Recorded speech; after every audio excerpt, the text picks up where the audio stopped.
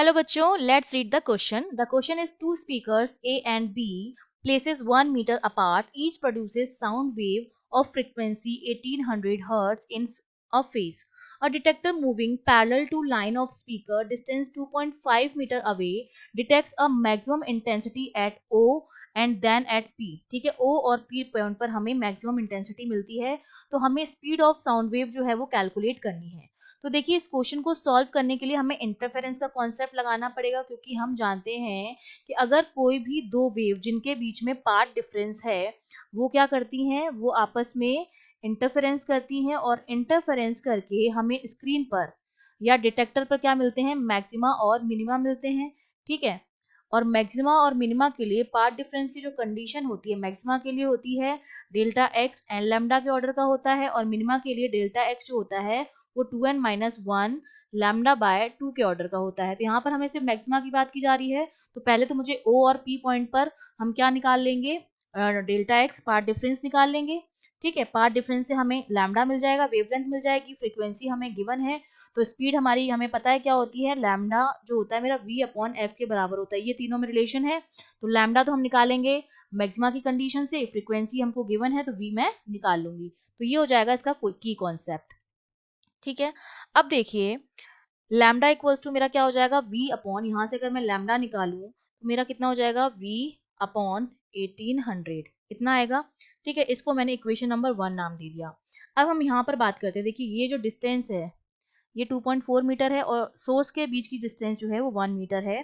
तो अगर मैं पाइथागोरस थ्योरम लगाऊं, अगर ओ पर बनेगा, सपोज ओ पर आ रही है ऐसे लाइन, फिर बी से भी यहाँ पर आएगी, ठीक है, तो यहाँ पर मैक्सिमा बनेगा, फिर यहाँ से आ रही है और यहाँ से मिल रही है तो P पॉइंट पर बनेगा। ठीक है, अब अगर मैं इसको यहाँ पर सपोज बीच में पॉइंट जो है वो C है, अगर उसको इस तरह से मैं मिला दूं इस पॉइंट को, ये इसको मैंने नाम दे दिया है, कोई ये पॉइंट मेरा C है, ये A है, ये B है, ये C है, ये O है और ये P हमको गिवन है।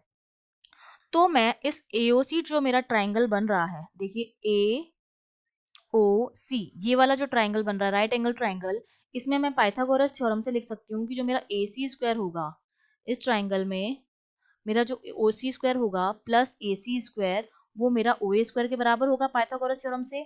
अब मुझे OA की वैल्यू मिल जाएगी, OA स्क्वायर मेरा किसके बराबर हो जाएगा, OC की वैल्यू हमें पता है कितना है, 2.4 है, 2.4 का स्क्वायर प्लस AC भी हमको पता है कितना है, ये टोटल 1 मीटर है, तो ये सेंटर है इसका, तो ये वाली डिस्टेंस उसकी हाफ हो जाएगी, 0.5 मीटर हो जाएगी। ठीक है, तो ये हो जाएगा 0.5 का स्क्वायर। तो यहाँ से जब हम सॉल्व करेंगे तो OA मुझे मिल गया है 2.45 मीटर के बराबर, और OB हमारे पास है। ठीक है, सिमिलरली हम OB भी इसी तरह से कैलकुलेट कर लेंगे, तब हम ये वाला राइट एंगल ट्रायंगल ले लेंगे और OB की वैल्यूज हम कैलकुलेट करेंगे, क्योंकि ये 2.4 हमको पता है, ये 0.5 मीटर की डिस्टेंस हमको पता है, तो OB जो होगा मेरा वो भी कितना आएगा, 2.45 मीटर ही आएगा, क्योंकि दोनों जो ट्रायंगल हैं सिमेट्रिकल हैं। ये 0.5 मीटर की डिस्टेंस थी, ये भी 0.5 मीटर की डिस्टेंस है, ये 2.4 है, ये भी 2.4 है, तो जैसे हमने OA निकाला है वैसे ही हमारे पास OB भी मिल जाएगा। ये भी मेरे पास 2.45 आया, ये भी 2.45 आया। तो O पर जो पार्ट डिफरेंस है एट O पर पार्ट डिफरेंस कितना है, OA माइनस OB, ये पार्ट डिफरेंस है मेरा, डेल्टा एक्स लिख देती हूँ इसको मैं, तो ये डेल्टा एक्स मेरा कितना आएगा, 0 आएगा। और मुझे पता है कि जब पार्ट डिफरेंस 0 होता है तो मेरा क्या बनता है, सेंट्रल मैक्सिमा बनता है। ठीक है, तो यहाँ पर हमारा O पर क्या बनेगा, सेंट्रल मैक्सिमा बनेगा, ये मुझे क्वेश्चन से पता चल गया है। और नेक्स्ट मैक्सिमा जो मेरा है वो P पर बन रहा है, इसका मतलब P पर जो मेरा बन रहा है वो फर्स्ट मैक्सिमा बन रहा है। सेंट्रल मैक्सिमा के जस्ट बाद वाला मैक्सिमा जो होता है वो हमारा फर्स्ट मैक्सिमा होता है। सेंट्रल मैक्सिमा हमारा ऊपर बन रहा है, वो हमें पता चल गया, क्योंकि पार्ट डिफरेंस यहाँ पर क्या है, 0 है, तो जो फर्स्ट मैक्सिमा हमारा बनेगा वो किस पर बनेगा, वो हमारा P पर बनेगा।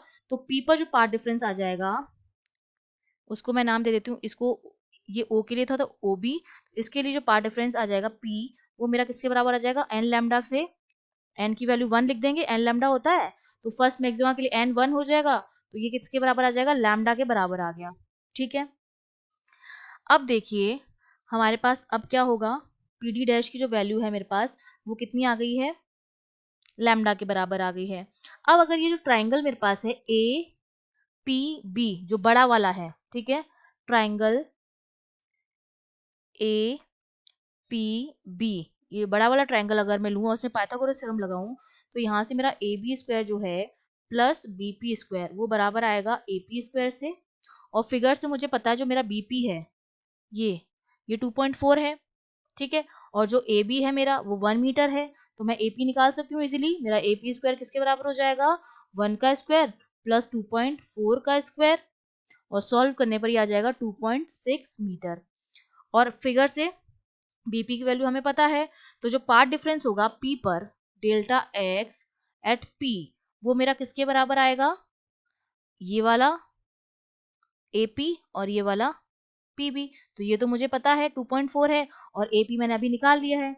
इस पर इन दो वेव्स की वजह से तो बनेगा पार्ट डिफरेंस, एक यहाँ से आ रही है एक यहाँ से आ रही है। ये ट्रायंगल से हमने इसकी वैल्यू कैलकुलेट कर ली है। एपी मेरा कितना आ गया था, 2.6 आ गया था। ये 2.6 है, ये 2.4 है, तो पार्ट डिफरेंस हमारा कितना हो गया, 2.6 माइनस 2.4, जो मेरा किसके बराबर होगा, 0.2 मीटर के बराबर होगा। ये पी पर पार्ट डिफरेंस आ गया है। अब पी पर पार्ट डिफरेंस एक तो लैम्डा के बराबर है और 2.2 मीटर के बराबर है, तो लैम्डा मुझे मिल गया। इक्वेशन में दे देती हूँ सेकेंड, उस इक्वेशन को मैंने क्या नाम दिया था, इसको फर्स्ट दे देते हैं, इसको सेकेंड दे देते हैं क्योंकि फर्स्ट हमने दी हुई है, ठीक है। तो ये थर्ड हो जाएगी। तो सेकेंड और थर्ड इक्वेशन से मैं ये कह सकती हूँ कि मेरा जो लैम्डा आएगा वो 0.2 मीटर के बराबर आएगा। अब सिंपली फर्स्ट इक्वेशन में हम वैल्यू पुट कर देंगे लैम्डा की, 0.2 equals to we upon 1800।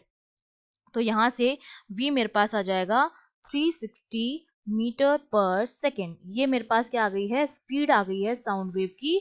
That means B option is correct. I hope you understood well. All the best.